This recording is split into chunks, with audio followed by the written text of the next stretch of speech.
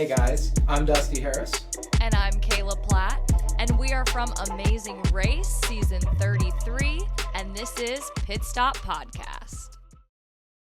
Hello world, I'm excited to be back. As you can see, it is definitely not Cayla working with me today, but it's actually her better half. This is Cayla's amazing boyfriend, Kolton Hanke. Everyone please help me introduce this guy. I'm very excited to have you on, man. How are you doing? Hey, good to be here, man. This is awesome. Getting to know you over the last few months, I guess I would say, has been awesome.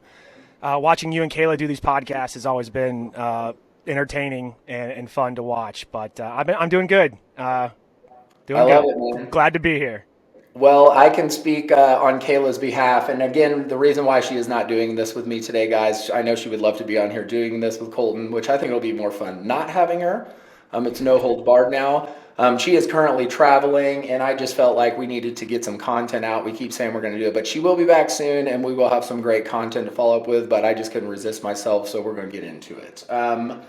Just for a little background for everyone, I remember when we started this adventure, 2.5 years ago, Cayla was definitely not dating you. So I believe that you guys met during the vid in the 19-month break. Why don't you kind of elaborate a little bit how you guys met? Yeah, so in a way I can say thanks to COVID. We met, and I won't say it that often thanks to COVID, but that was a big thankful for COVID. We met during the break of the show when she came back because of COVID, when you guys got laid off. We were friends. Well, we knew each other in high school. We were both athletes. We both played sports. She played soccer. She's obviously a hell of an athlete, as you can see. She stays in shape. She runs. She can out-athlete me at this point. So props to you there, Cayla. I will give that to you. You deserve that one. So we met at a bar out on Pensacola Beach. We live here on the coast of Florida in Pensacola. So we're like a jog away from the beach, probably 5 minutes. One night, she was back in town. Obviously everyone pretty much that we knew was back in town, just trying to find work and just be alive. And so we just met, kind of funny that I met her the way I did. It was, a night where we were having some fun, some cocktails, and she just kind of walked up, pretty much introduced herself by giving me a hug and saying, "Hey, who are you?" And I said, "Hey, who are you?" And the rest is history. We've just been inseparable since and having a great time with each other. And it's been a fun ride, especially watching her on the show. It is so crazy because she talked about you constantly. I mean, if you remember, I think they named a donkey half after you. So you got a shout out on national television, Coltoni, I believe. So you led the charge there. But man, she adores you. And, as I raced with Cayla and got to know her, better as time went on, we became inseparable. We hung out as much as we could on the show. And she always just spoke highly of you. So it was amazing to finally get to put a face with the name. You've helped out in the background of a lot of these podcasts we've all talked, but to finally get to meet you, you're as good as advertised, man. And I don't know how you deal with her all the time, boy. You must have a bottle of Tylenol in your pocket at all times. You're lucky as well to have her. She's great, man. Sure, she's high energy and always down to have some fun. So always ready to go, man. And so, I just want to say, you guys are so important to us when we're racing. I know you probably don't realize that. Everyone just thinks we're out running, having fun, and living the dream, which it is that. But at the same time, there is so much downtime, and just like my thoughts of Ashley, my son Miles, and I know Cayla, you weighed on her, and just being away from you guys, it really sucked. But to have a strong rock at home, it's something that does help us get through this. And so you guys probably don't think you were racing, but you really were in a sense. And man, we were blessed to have people at home like you guys. And so I love you too, Ashley, and I love you, Miles. But with that, let's kind of just get into some questions on kind of some juice on what we think here. So, you re-meet Cayla, you guys start dating. At what point do you know that she potentially, or that she was even on a television show and potentially is going back to one? Yeah, that's a great point. So, little inside story. I actually applied for this show maybe 10 years ago or 8 years ago with my brother. My brother Ryan, he was an athlete as well, but we applied Didn't hear anything back. So when she told me, I was literally like, "There's no what? You're not on this show." And she's like, "No, I really am. I'm on the show." And I said, how did you get, how did this happen? And then she introduced me to Raquel, and, Raquel's amazing. And so, yeah, it was kind of a shock. I was a little jealous and like a little bit just in disbelief, I guess, because my whole family watched that show growing up. It was before the internet. That was something you did every Monday night or Wednesday night, was watch The Amazing Race. And so it was always something that was a staple kind of deal with my family and watching. So to find out she was on the show was intense, to say the least. I mean, exciting. So, it's a long way. I don't know how long you are told into the process of this, but when we're actually about to leave, what the hell is what is, first of all, let's go back a bit. So you find out, we get the news that we're actually going back, like it's happening. We were all saying, oh yeah, we'll get a chance, but it's been 19 months. Who knew? Was she doing anything to stay prepared for this? Like anything even before she told you? You were like, what the hell? Why are you walking around with wine bottles on your head? What was she up to, and how were you helping in any way? If you watched it all, you probably were very helpful at some point.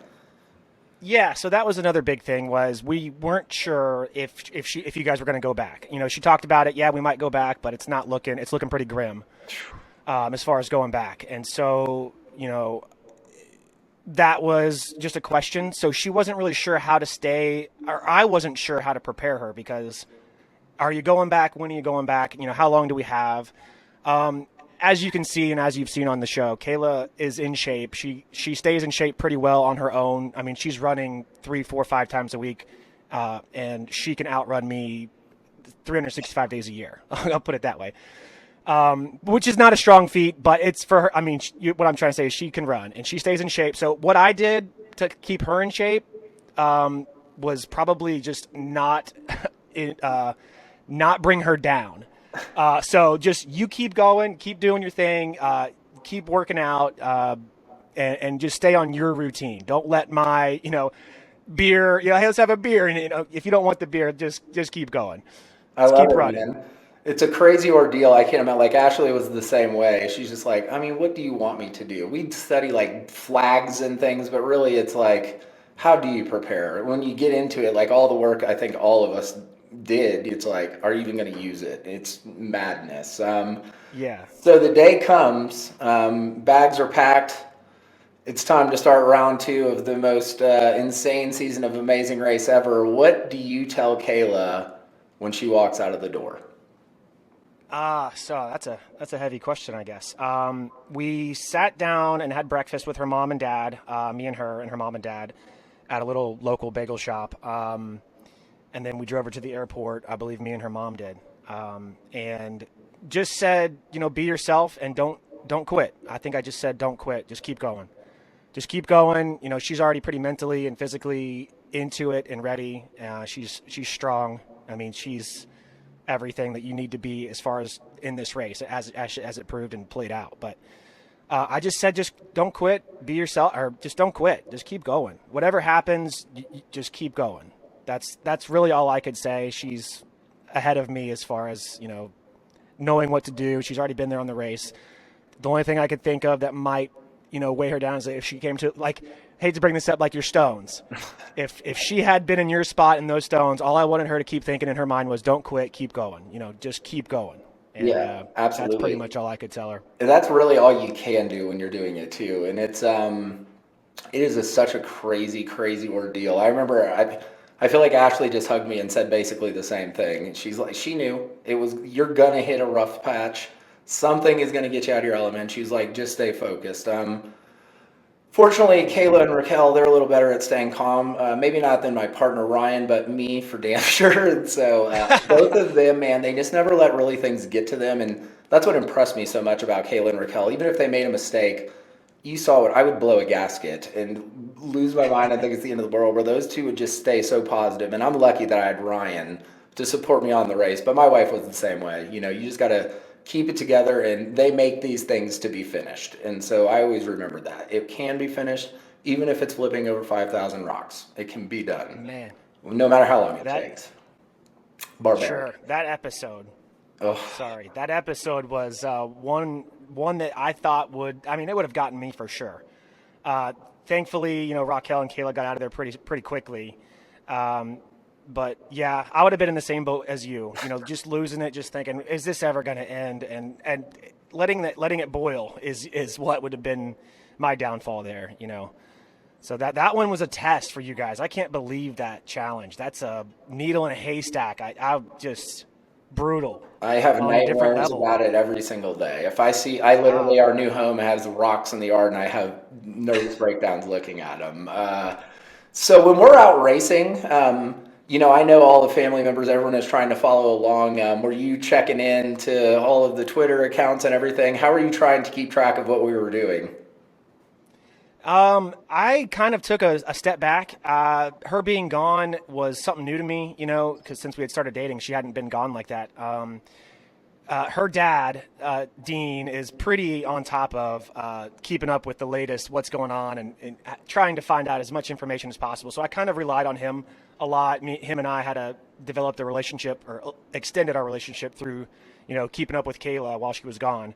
But for me, I think just kind of taking a step back, and trying not to think every day about how she's gone and how somebody that was so close to me, or is so close, that I'm so close with, is just gone all of a sudden. Zero contact, no phone. The inability to entire separation is something very new and very challenging. So I think for me, just stepping back was probably the best option. So I tried to stay as far away as I could, not necessarily as far away. I would take information as it came in. But I also wanted to enjoy the race and watching it for the first time with her, on TV and seeing what played out, how it played out, and things like that. So I enjoyed not knowing a lot. And I probably, looking back, enjoyed not knowing more than I did knowing. I think that's very respectable. Then after seeing it put together and knowing, we know everything that happened, then seeing it, that's refreshing. I cannot say the same for my wife. She was on every site with Ryan's girlfriend, Bridget. They had us tracked down to a T. When I got back, I looked at the thread she'd sent me, like notes every day of what she was doing. I'm like, you guys should get hired. I got to give a shout out to Dean Platt, too. This dude, I got to meet him in Miami as well. Dean, you're an absolute legend. I can't wait to come down to Florida and hang out for blues. I'm not sure what I'm getting myself into, but this is going to be a shindig of a good time with all you guys, so I can't wait. But he stays on it, man, and I was so impressed meeting him. He knew more about the Amazing Race than I did, and I just ran it. It's unbelievable. And so, but I respect that, man, and I know that you had no clue of what was going on, and so that's very cool to have the full experience and then be able to relive it, day by day, every Wednesday with us. So amazing. Yeah. So when Cayla gets back, we run the race. We're gone for basically 30 days. What the hell's the first thing you say when you see her for the first time? Man, I think again at the airport, and it was just a big hug, just a big giant hug. I think that said more than any words I could have said at that time. Just hugging it out, just having her in my arms, really just let that speak for itself. I was just happy to have her back, to make sure she was okay, mentally. I don't know what kind of stresses she had gone through. A whole bunch. I don't know what had happened.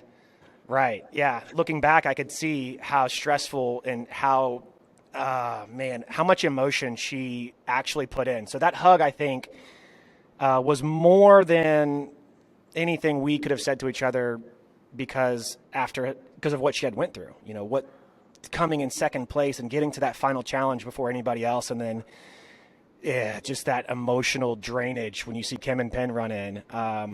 Is how she explained it.